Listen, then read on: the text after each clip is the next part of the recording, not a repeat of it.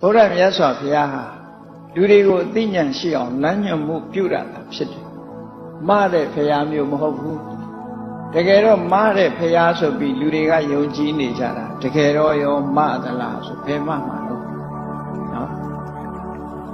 ။မှားလို့လည်းရလာလို့ဆိုဘယ်ရမှာတော့သူများမမနဲ့ကိုယ်သားသမီးကိုမကြည့်ပါဘယ်ရမှာမရနိုင်ဘူး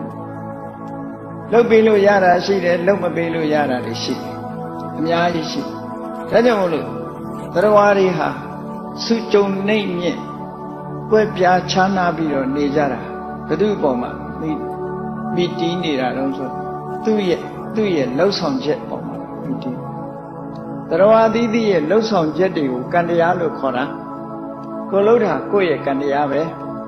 တချို့ကကံကောင်းမှုမျှော်လင့်နေတယ်လှုပ်တာကြတော့အကောင်းမလုပ်ချင်ဘူးနော်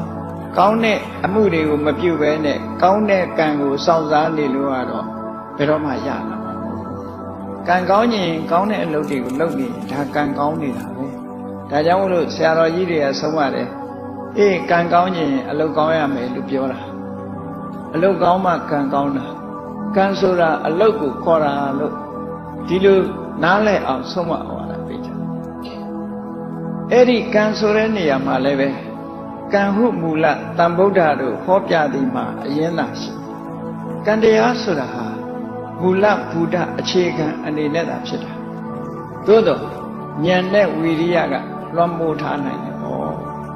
မကောင်းတဲ့ကံပဲဖြစ်စေရမူဉာဏ်ဝီရိယနဲ့ဖယ်ရှားလို့ရတွန်းဖယ်လို့ရမကောင်းတဲ့ကံကိုပပျောက်သွားအောင်ဉာဏ်ဝီရိယနဲ့လည်းကြိုးစားလို့ရဘလောက်ပဲကံဆိုးနေနေကံကောင်းအောင်မလုပ်ရဉာဏ်နဲ့ဝိရိယနဲ့